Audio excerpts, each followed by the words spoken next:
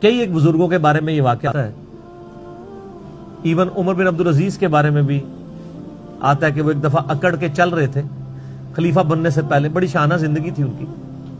تو طاؤس تابعی تھے رحمہ اللہ تعالی، جو ابن عباس کے شاگرد ہیں.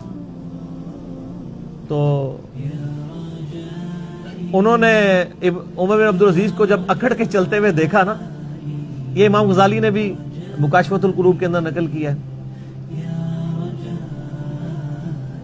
تو انہوں نے عمر بن عبدالعزیز کو مخاطب کر کے کہا کہ ایسے شخص کو زمین پہ اکڑنے کی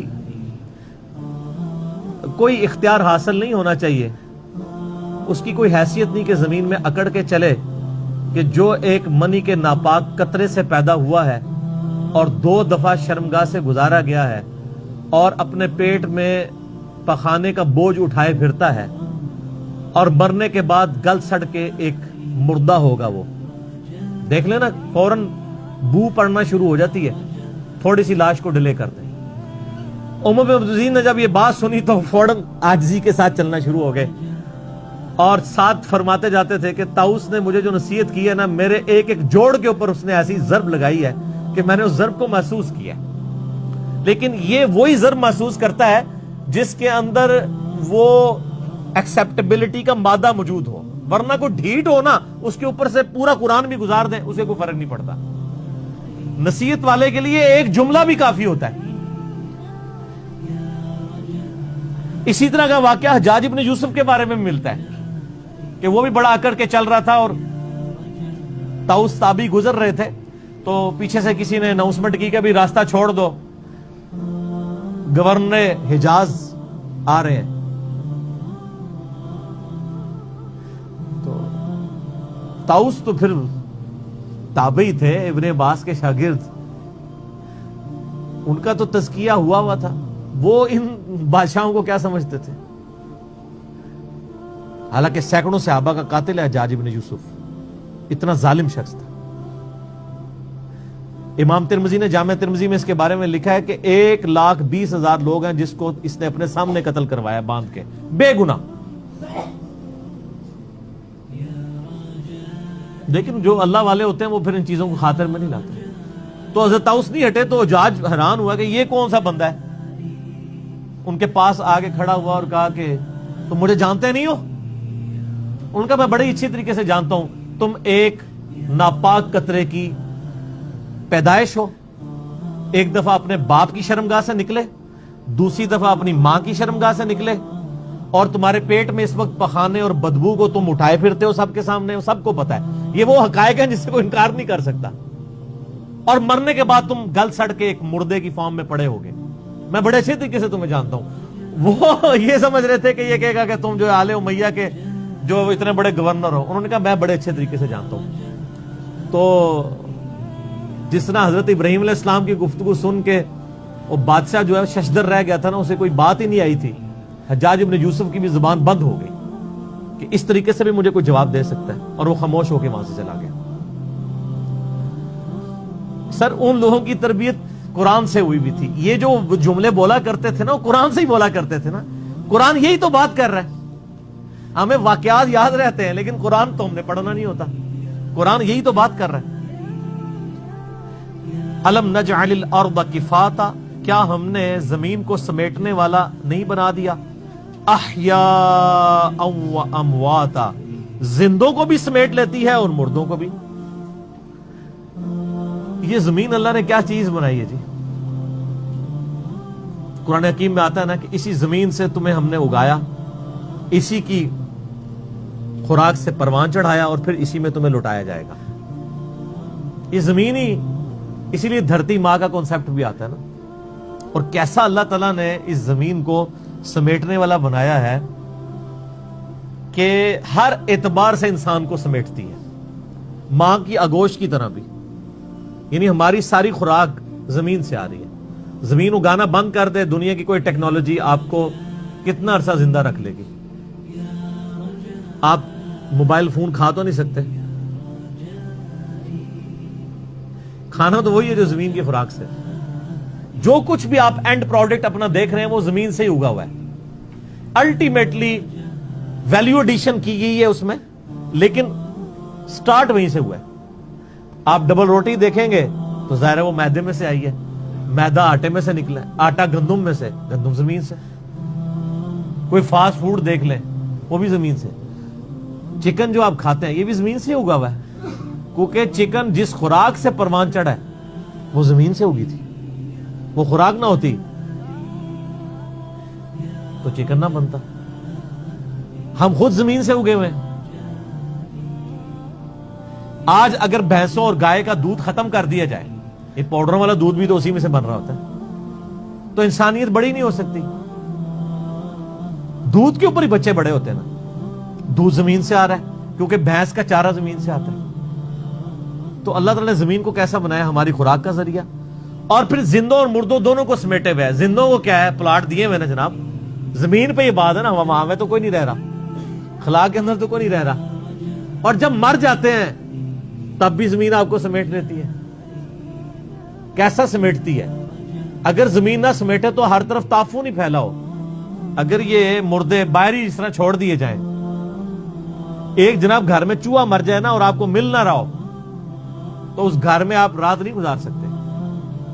اور جن لوگوں کو تجربہ ہے نا, مجھے تھوڑا سا تجربہ ہوا ہے, یہ چوہے کی تو بدبو کوئی بدبو ہی نہیں ہے جو انسانی مردے کی بدبو ہوتی ہے. میں ایک وہ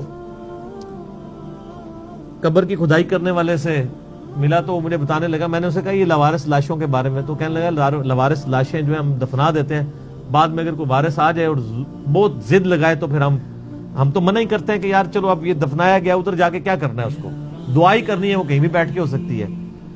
تو کوشش یہی کرتے ہیں کہ وہ لاش نکلوائی نہ جائے. میں نے کہا کیوں؟ وہ کہتا ہے جی ایک دن پرانی لاش بھی ہو نا تو کہتا ہے آپ کئی 100 فٹ تک بھی وہاں کھڑے نہیں ہو سکتے, جس طرح بدبو اور تعفن اس کا پھیلتا ہے. ہوا چلتی ہے تو وہ پورا پھر پھیلتا ہے.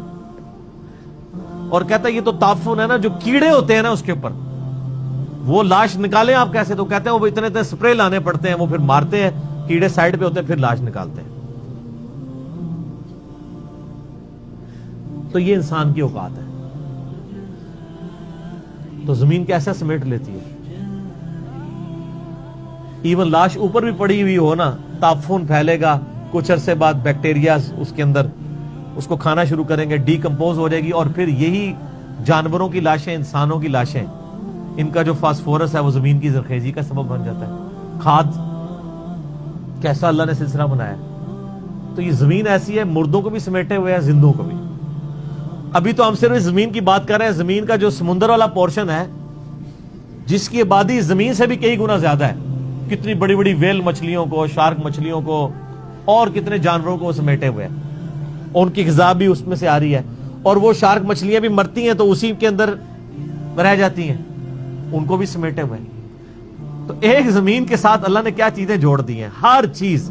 زندوں اور مردوں کو زمین نے سنبھالا ہوا ہے. بزرگوں نے نہیں سنبھالیا سر, زمین نے, بلکہ بزرگوں نے بھی زمین ہی سنبھال دی ہے اینڈ سے. ہاں دیکھ لیں, بزرگوں کو زمین سے باہر دفنانے کا تو رسک نہیں لیا جا سکتا, اندر ہی دفناتے ہیں. اللہ نے پردہ رکھا ہوا, ادروائز تو بڑا مشکل ہو جائے پھر بزرگی قائم رکھنا. وہ تو انبیاء کا پروٹوکول ہے. سن نبی داؤد کے اندر, سن نسائی میں, کہ اللہ تعالیٰ نے حرام کیا ہے مٹی کے لیے کہ نبیوں کے جسموں کو کھائے. نبیوں کے علاوہ کسی کے لیے گارنٹی نہیں ہے, ہو بھی سکتا ہے جسم سلامت, نہیں بھی ہو سکتا. اور کسی شخص کا جسم سلامت نہ ہونا اس کی ولایت کی کوئی نفی نہیں ہے, یہ ذہن میں رکھیے گا. یہ ایک نیچرل پروسیس اللہ نے رکھا ہے. دیکھیں کئی صحابہ ہیں جن کی مرنے کے بعد ان کی لاشوں کے مسلے ہوئے ہیں. سیدنا حمزہ ابن عبد المطلب کا کان, ناک, یہ سب کچھ کاٹا گیا ہے, تو لاش تو ان کی ادھر ہی بگڑ گئی. تو قبر میں جانے کے بعد ان جسموں کا انسان محتاج نہیں ہے, نہ اس کفن کا محتاج ہے. آپ جتنا مرضی مہنگا کفن اور اس کے اوپر آپ جتنی مرضی لکھائی کروا لیں, جتنی مرضی خوشبو ڈال لیں, کوئی فرق نہیں پڑتا. حتیٰ کہ اس امت کے امام, اولیاء کے سردار سیدنا ابو بکر الصدیق رضی اللہ تعالیٰ عنہ علیہ السلام کے بارے میں صحیح بخاری میں آتا ہے کہ سیدہ عائشہ کو بلایا اپنے مرض وفات میں, اور کہا کہ نبی علیہ السلام کو کتنے کپڑوں میں دفنایا گیا تھا؟ انہوں نے کہا نبی علیہ السلام کو اتنے کپڑوں میں، مختصر کپڑوں میں دفنایا گیا تھا۔ تو انہوں نے کہا مجھے میرے کپڑوں میں ہی دفنانا، کیونکہ مرنے کے بعد یہ کپڑے پیپ اور تعفن کوئی سمیٹ رہے ہوں گے تو نیا کفن مجھے دینے کی ضرورت نہیں ہے، یہ تو زندہ لوگوں کا حق ہے۔ یہ الفاظ ہیں حضرت ابوبکر صدیق کے۔ ان کو کسی نے کہا کہ حضرت لاش تو سلامت رہتی ہے بزرگوں کی، حالانکہ ہمارا عقیدہ ہے کہ ان کی لاشیں سلامت ہے۔ صحیح بخاری میں ہے کہ حضرت عمر کا پاؤں ان کی وفات کے آلموسٹ 67 ایئرز کے بعد، جب مسجد نبوی کے حجرے کی دیوار گر گئی روضہ شریف کی، تصحیح کے دوران عبد الملک بن مروان کے دور کے اندر، ولید بن عبد الملک کے دور میں پاؤں نکل آیا تھا، اور عروہ ابن زبیر نے پہچانا کہ اس سیدنا عمر کا پاؤں ہے، کیونکہ وہ قبروں کی لوکیشن کو جانتے تھے۔ لیکن ریالٹی یہی ہے، باقی اللہ تعالیٰ کسی کو پروٹوکول دے دے۔ پھر انہوں نے فرمایا کہ آج کون سا دن ہے؟ تو کہا سوموار کا دن۔ تو انہوں نے پوچھا نبی علیہ السلام کی وفات کس دن ہوئی تھی؟ تو عائشہ نے کہا سوموار کے دن۔ تو ان کا میں اللہ سے امید کرتا ہوں کہ مجھے اللہ تعالیٰ آج کے دن موت دے دے گا، لیکن اللہ کا شکر ہے کہ سوموار کو موت نہیں ہوئی ان کی، علم غیب کی بھی نفی ہو گئی۔ اما عائشہ کہتی ہیں سوموار کو نہیں فوت ہوئے، منگل کو فوت ہوئے۔ حالانکہ انہوں نے تو امید بھی ظاہر کی تھی، دعا بھی کی تھی۔ اگر خدا نہ خواستہ سوموار کو فوت ہو جاتے ہیں، ان کا دیکھا بزرگ پہلے ہی بتا دیتے ہیں۔ سب سے بڑا بزرگ سیدنا ابوبکر صدیق رضی اللہ تعالیٰ عنہ علیہ السلام، ان کا بھی اندازہ غلط نکلا ہے۔ یہ ہے کتابیں، یہ ہے دین جو کتابوں میں